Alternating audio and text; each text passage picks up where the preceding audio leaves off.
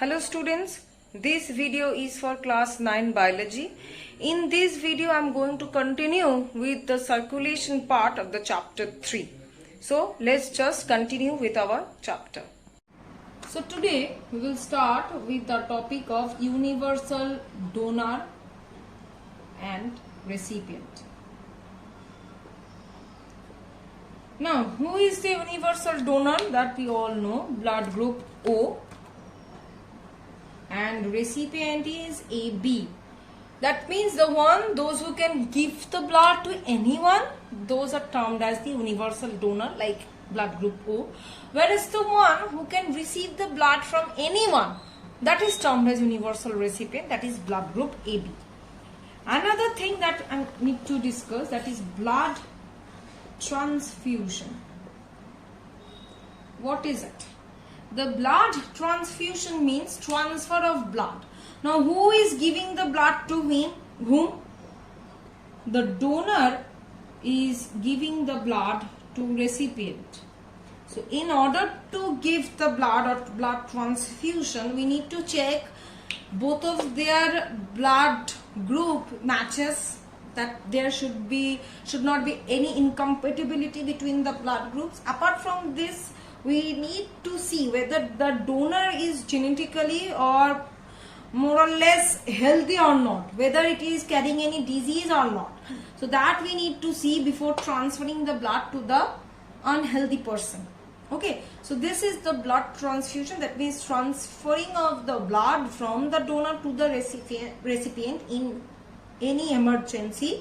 And before doing that, we need to match their blood groups. Apart from this, we need to see whether the donor is completely healthy or not to transfer the blood. This is called blood transfusion.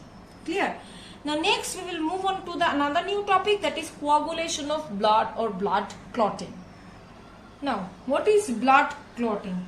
When any part of our body gets injured, so what do? We bleed.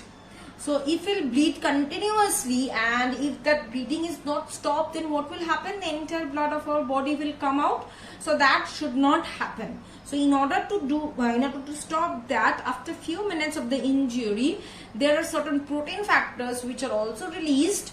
And when they're released and when they come in contact with the injured part, they form a network-like structure like this, mesh-like structure, net-like structure. Okay, and this net-like structure do what? It actually traps all the blood cells from the injured part. Only the liquid part of the blood comes out.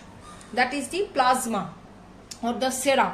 That only comes out, whereas the blood cells remain entangled within this net-like structure.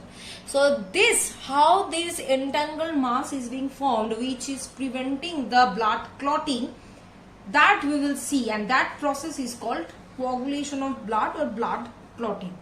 So the first thing is that major steps. First is the thromboplastinogen. So when we are getting injured, at first what happens, this thromboplastinogen, which is now in inactive condition,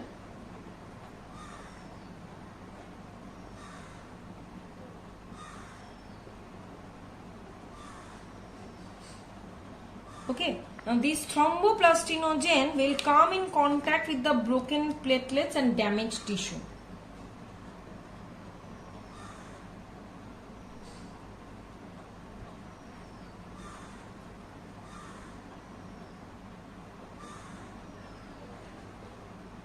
And as it comes in contact with these broken platelets and damaged tissue, this thromboplastinogen, this inactive thromboplastinogen will be converted to thromboplastin, which is active in nature.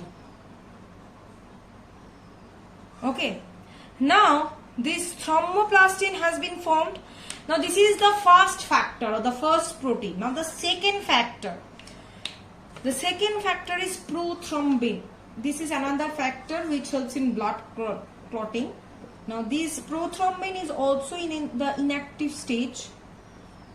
Now this prothrombin comes in contact with this active thromboplastin along with the calcium.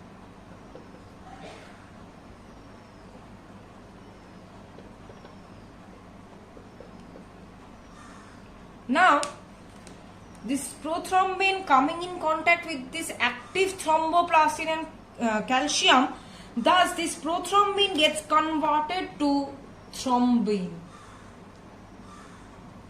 So this is the inactive one. Now this thrombin is the active one. Now the third step is that soluble fibrinogen.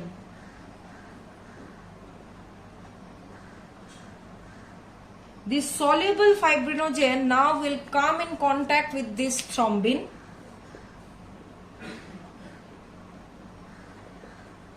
and obviously calcium ion. Now when it is coming in contact with thrombin and calcium ion, the soluble fibrinogen will be converted to fibrin monomer, which is insoluble in nature. Fibrin monomer, it is insoluble in nature, that's why it is not possible for it to get dissolved in the blood. This fibrin monomer will form the fibrin polymer and the entangled blood cells.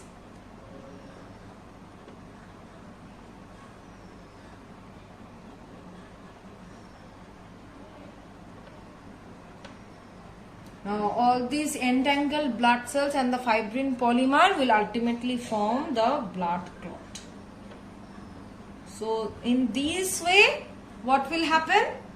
The blood clot or blood coagulation will take place, which prevents the excessive loss of blood from our body during the time of injury. Clear? Now another thing is there, that in normal health or in normal condition, why does the blood never clot? First of all, blood contains heparin, which is secreted from WBC. This heparin prevents blood clotting. Apart from this, in the body, the blood is always in motion. That's why it never clots. Now, what are the significance of blood coagulation? First of all, this blood coagulation prevents excessive hemorrhage and damaged blood vessels. Apart from this, it prevents the excessive blood loss from the injured part of the body.